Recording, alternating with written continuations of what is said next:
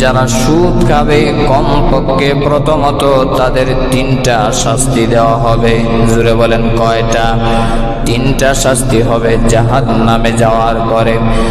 1 number, সুদখোরদের 1 number শাস্তি হলো আল্লাহ রাব্বুল আলামিন কত সুন্দর করে জানায় দিলেন, আল্লাযীনা ইয়াকুলুনার রিবা লা ইয়াকুমুন ইল্লা কামা ইয়াকুমুল্লাযী ইয়াতাখাব্বাতুহুশ শাইতানু মিনাল মাস।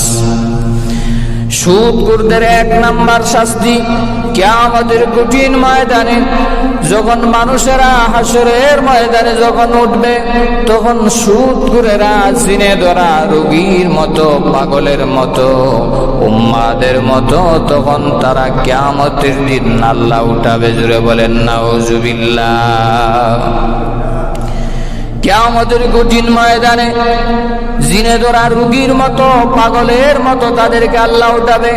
লোকেরা ডাক দিয়া বলবে, ওরা কারা? পাগলের মতো, উম্মাদের মতো উঠতেছে। এমনি একদল লোক বলবে, ওরা হলো সুদখোর।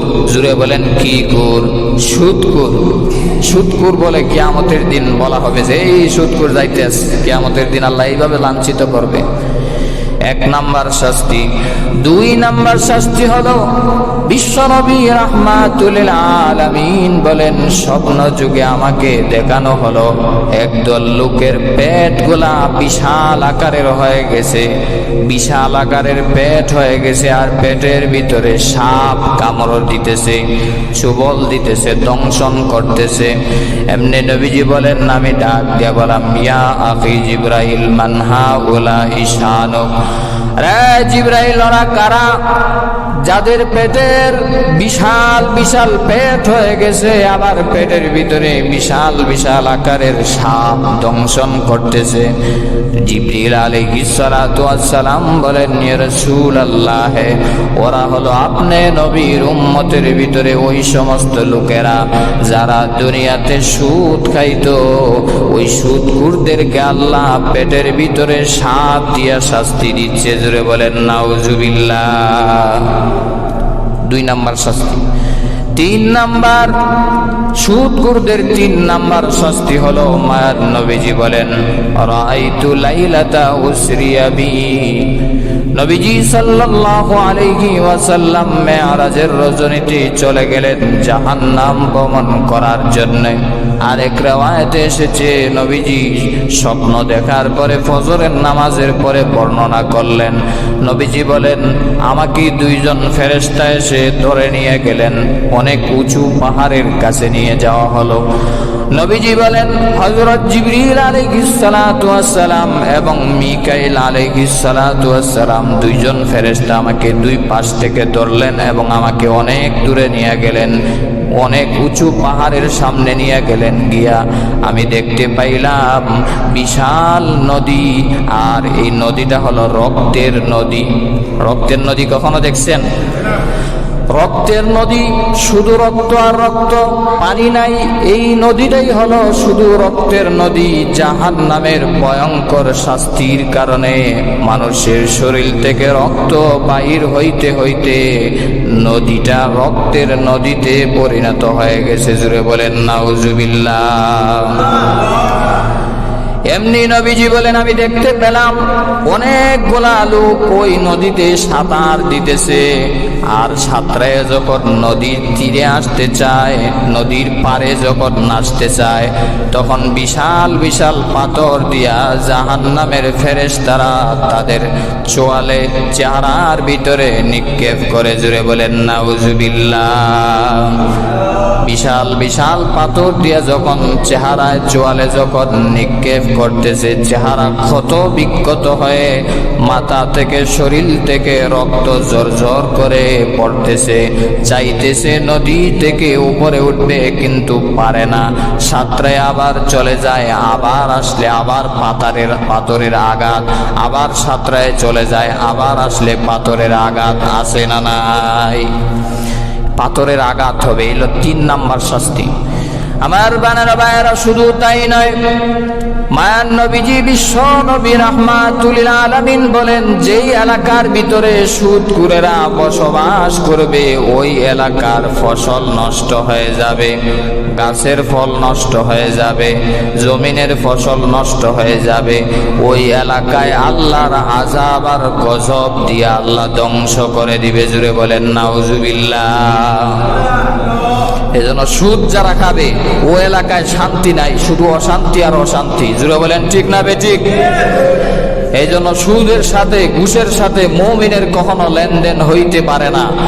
আমার প্রাণের ভাইয়েরা, রাসূল আল্লাহ বলেছেন, কেউ যদি অল্প পরিমাণে সুদ খায়, মনে করলো লক্ষ লক্ষ টাকা আমি সুদ খাই নাই, অল্প টাকা সুদ খেয়েছি, নবীজি সেটাও বলেছেন হাদিস শরীফের ভিতরে, অল্প সুদ যদি খায়, 1 দিরহাম পরিমাণ সুদ যদি সে খায়, বেগানা নারীর সাথে 36টা বেগানা নারীর সাথে জিনা করলে যেই গুনাহ, যেই পাপ, যেই গুনাহ হবে, সেই গুনাহ অল্প সুদ খাইলেও তার আমল নামায় হবে। জুড়ে বলেন নাউজুবিল্লাহ।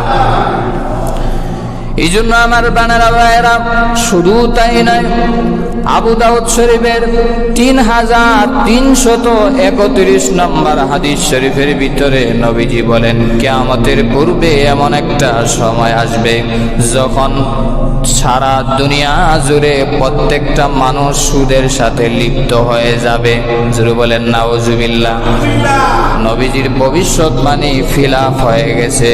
এখন সবাই গড়ে পিছে মাথা পিছু এলাকা, সব এলাকা বলেন, সমাজ বলেন, রাষ্ট্র বলেন, সব জায়গায় সুদের হাওয়া বাতাস আছে না নাই? আরো জুড়ে বলেন আছে না নাই? এজন্য হাদিসটা ভালো করে মনে রাখেন।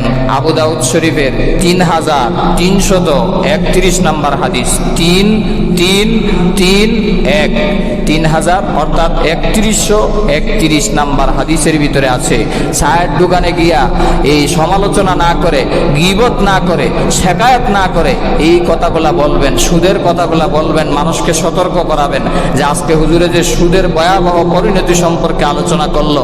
নবীজি বলেছেন যে শেষ জামানায় প্রত্যেকটা পরিবার সুদের পিছনে চলে যাবে, সুদ তাকে গ্রাস করবে। জুড়ে বলেন নাউজুবিল্লাহ। এই জন্য আমার বানারা ভাইয়েরা, সুদের সাথে মুমিনের কখনো লেনদেন থাকতে পারে না, সুদের সাথে মুমিনের কখনো সম্পর্ক থাকতে পারে না।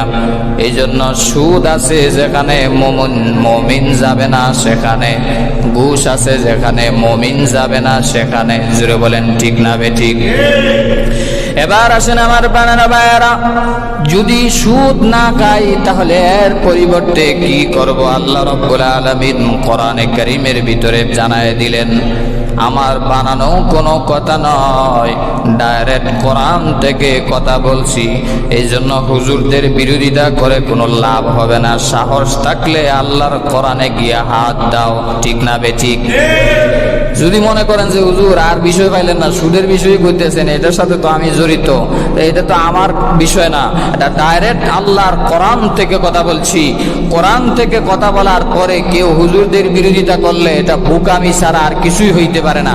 আপনার যদি কথা থাকে তাহলে কোরআনে কারীমের সূরা বাকারার 275 নম্বর আয়াত উল্টাইয়া গিয়া বলেন, আল্লাহ আমি আপনার এই আইন মানলাম না। সাহস থাকলে ওইখানে যাই হাত দেন। হুজুরদের পিছনে, টুপিওয়ালাদের পিছনে লাগিয়া কপাল পোড়া ছাড়া আর কিছুই হবে না। জুড়ে বলেন ঠিক না বেঠিক? আল্লাহ রাব্বুল আলামিন বলেন, সুদকে আমি আল্লাহ হারাম করলাম, এর পরিবর্তে ব্যবসাকে আমি আল্লাহ হালাল করে দিলাম। জুড়ে বলেন সুবহানাল্লাহ। আল্লাহ বলেন, ওয়া আহাল্লাল্লাহুল বাই'a ওয়া হারামার রিবা, আমি আল্লাহ সুদকে হারাম করলাম, এর পরিবর্তে আমি আল্লাহ ব্যবসাকে হালাল করে দিলাম। জুড়ে বলেন সুবহানাল্লাহ। সুদ হারাম কিন্তু ব্যবসা হালাল। জুড়ে বলেন ঠিক না বেঠিক? তবে ব্যবসার ভিতরে হালাল অবস্থায় সৎ পথে ব্যবসা করতে হবে, সিন্ডিকেটের ব্যবসা করা যাবে না। জোরে বলেন ঠিক না বেঠিক? হয়তো ব্যবসা করবেন, না হয় কর্জে হাসানা দিবেন, মানুষকে ধার দিবেন টাকা। এখন তো কর্জে হাসানা দেয় না, বলে 10,000 টাকা দিলাম, 10,000 টাকা যদি আপনি কোনো বড় লোকের কাছে চান, 20,000 টাকা চান, আপনাকে ঋণ দিবে না, ধার দিবে না, কর্জে হাসানা দিবে না। আপনাকে বলবে 10,000 টাকা দিলাম, তুমি মাসে মাসে 1,000 টাকা 500 টাকা সুদ দিও। আছে না নাই? আরো জোরে বলেন আছে না নাই? এটাকেই বলে মহাজনী সুদ, চক্রবৃদ্ধি হারে সুদ। এই সুদকেই আল্লাহ রাব্বুল আলামিন এগুলা এলাকাতে চলে বেশি। জোরে বলেন ঠিক না বেঠিক? 500 টাকার বান্ডিল ধরায় দেয়, এই যে তোমার 5,000 টাকা দিলাম, আর